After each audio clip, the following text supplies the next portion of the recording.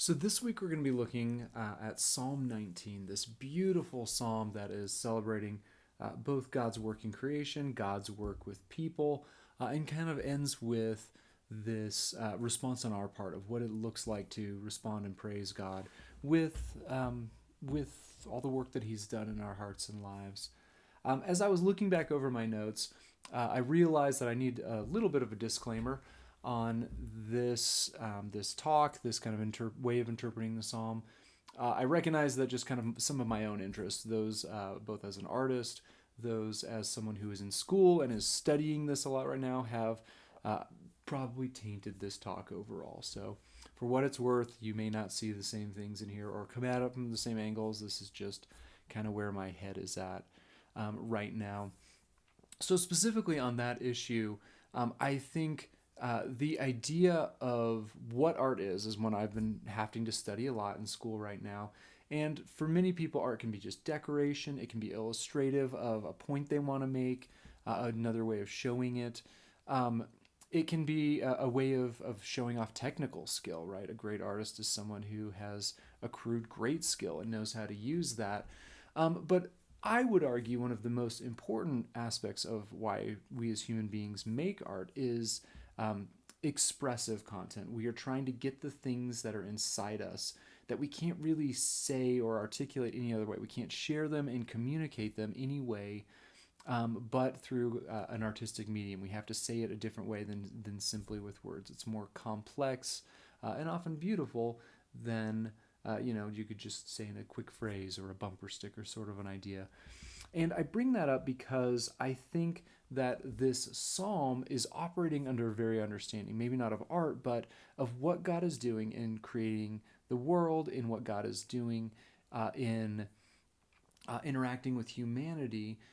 That the assumption is our interior worlds, our hearts, our souls are often going to be most understandable in our actions, in the things that we create. And we see that very much with God. We'll see that with ourselves in this psalm. And finally, it's a beautiful, just kind of celebration of the beauty of creation. And it has been an incredible week here in Colorado. So I figure if we cannot look with that angle of figuring out how to worship and enjoy God through that this time of year, I don't know when we're going to. So let me start out by just reading Psalm 19, and you'll kind of hear those two kind of emphases as I go through. The heavens declare the glory of God, and the sky above proclaims his handiwork. Day to day pours out speech, and night to night reveals knowledge. There is no speech, nor are there words, whose voice is not heard. Their voice goes out through all the earth, and their words to the end of the world. In them he has set a tent for the sun, which comes out like a bridegroom leaving his chamber, and like a strong man runs its course with joy. Its rising is from the ends of the heavens, its circuit to the end of them. There's nothing hidden from its heat. The law of the Lord is perfect, reviving the soul. The testimony of the Lord is sure, making wise the simple. The precepts of the Lord are right, rejoicing the heart. The commandment of the Lord is pure, enlightening the eyes. The fear of the Lord is clean, enduring forever.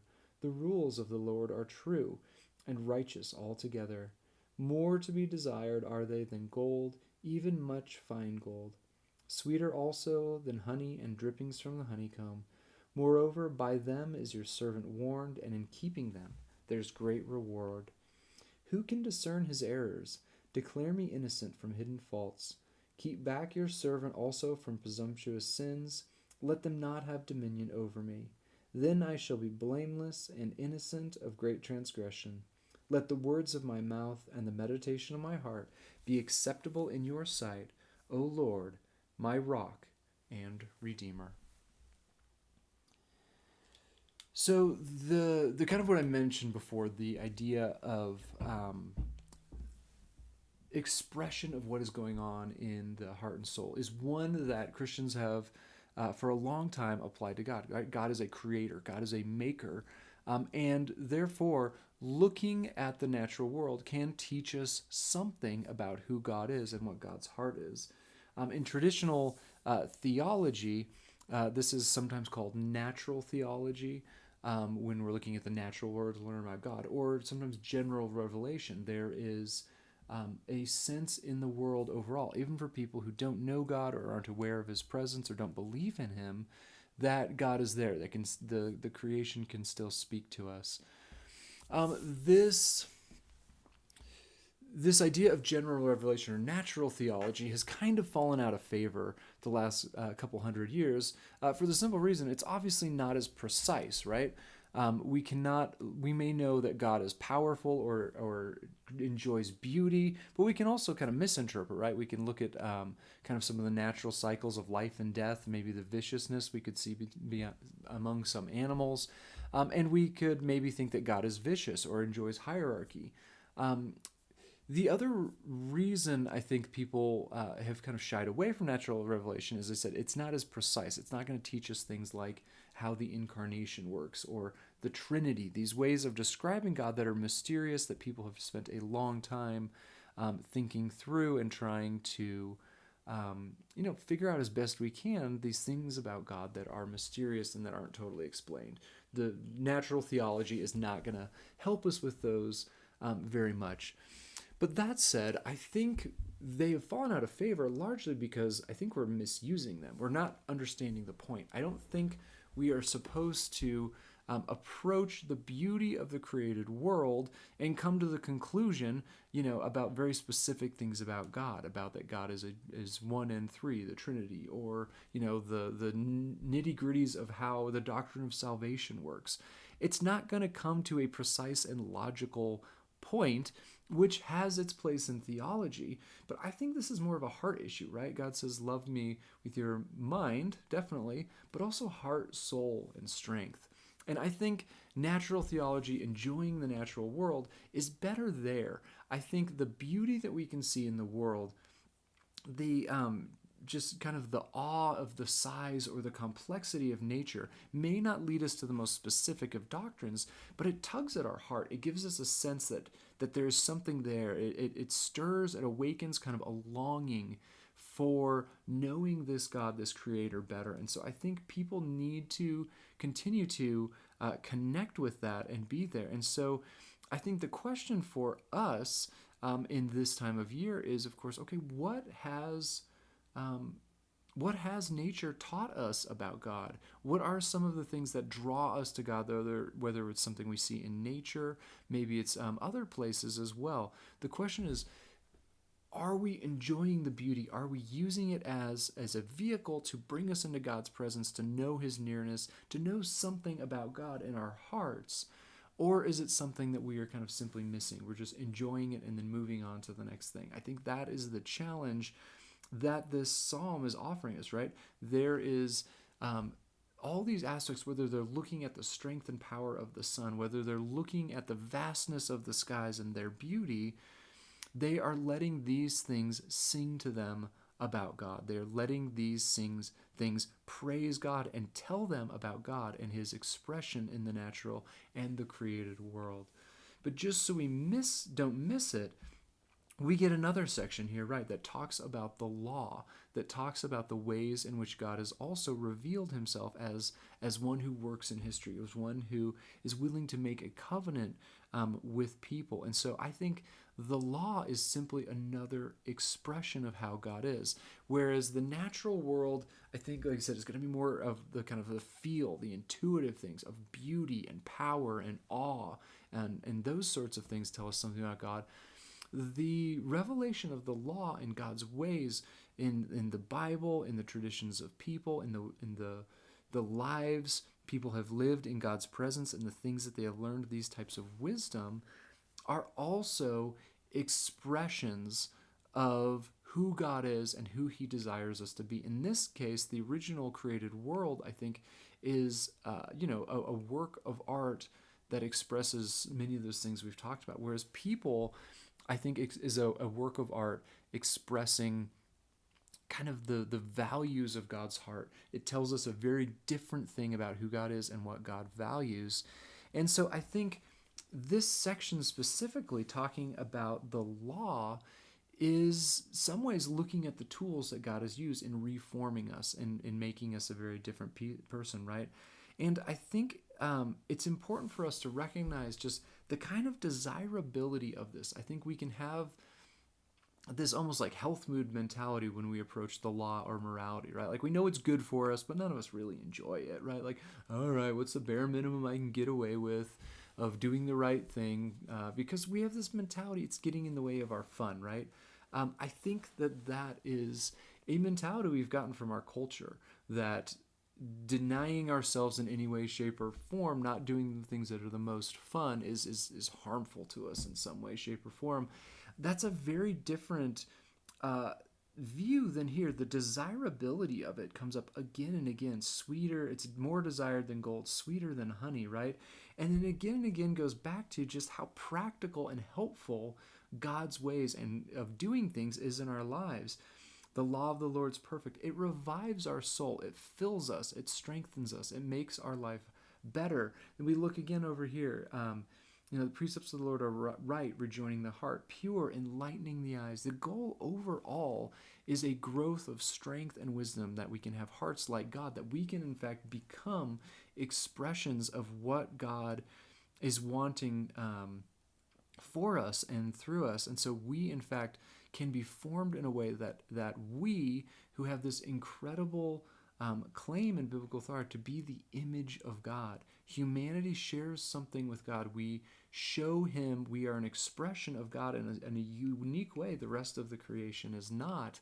And that can go both ways. And this psalm acknowledges that as well. Down in verse 12 and 13, right? Who can discern errors? Declare me innocent from my hidden faults. And then largely verse 13, I think, is saying, don't let us get swept away with the foolishness that is often going on in our culture, right? The acknowledgement that we are the image of God in a special way in which we can participate in God's expression and showing of his heart and soul to the rest of humanity, to the rest of creation, or we can defy him in that. We can do things our own way. We can do things in ways that deny what God would desire. And the Bible is very clear that is where a lot of the fissures between people comes from, where a lot of the just kind of breaking of creation overall comes from, that choose to do things our own way. And so this psalm acknowledges that. It says, yes, we should desire God's ability to work on us and form us into the kind of people we are capable of being. But at the same time, we have the autonomy to do otherwise. And so this acknowledges that, saying there are errors and faults in my heart. Let's move beyond those things. God, please do this work in me. And this is going on in the world. I don't want to be swept away in that. And so I think the question we can kind of ask ourselves there as well is, what am I learning from God? How is God forming me right now? And then finally, I think this verse 14, which is so important for the desires of the psalm overall, it kind of wraps it all up, and this is the piece that we actually get to give a response, right? First, we see the creation itself praising God for who he is and what he has expressed in it. And then we see people who are formed and communities who are formed by following God and doing things in his ways. They are also praising God.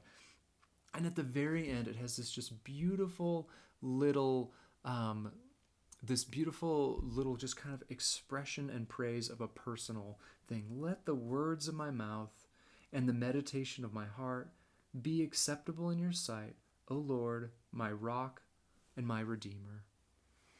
And so the meditation of my heart, the stirrings or murmurings, I think, are the words used in the original language.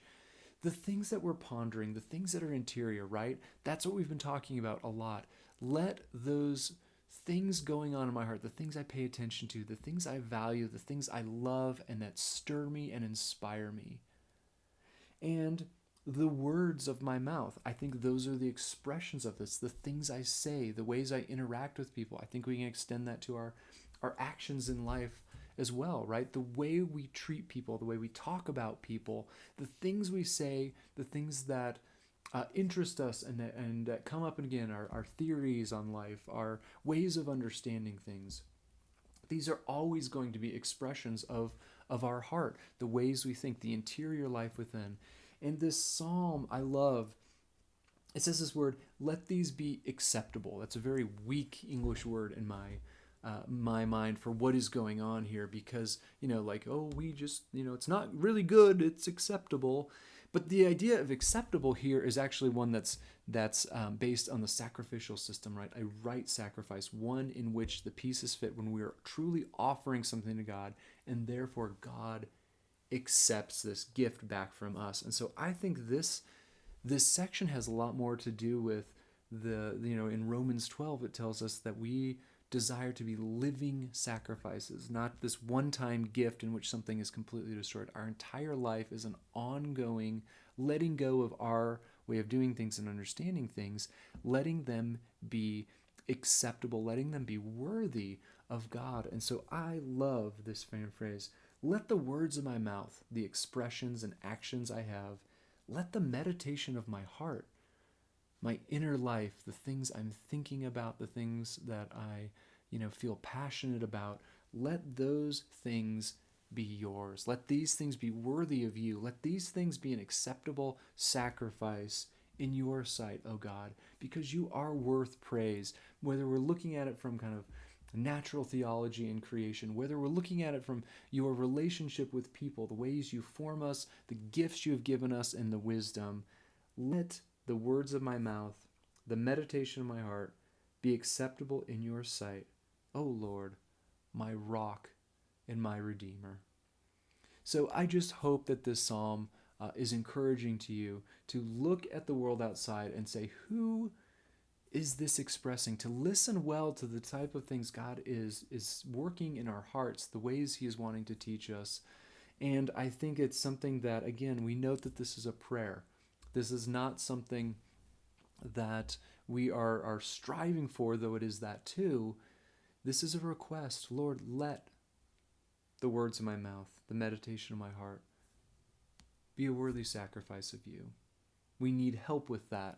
And yet, I think God answers and desires to grant prayers like this. So I hope this psalm can be one that we can all kind of sing in our own way and in our own lives this coming week.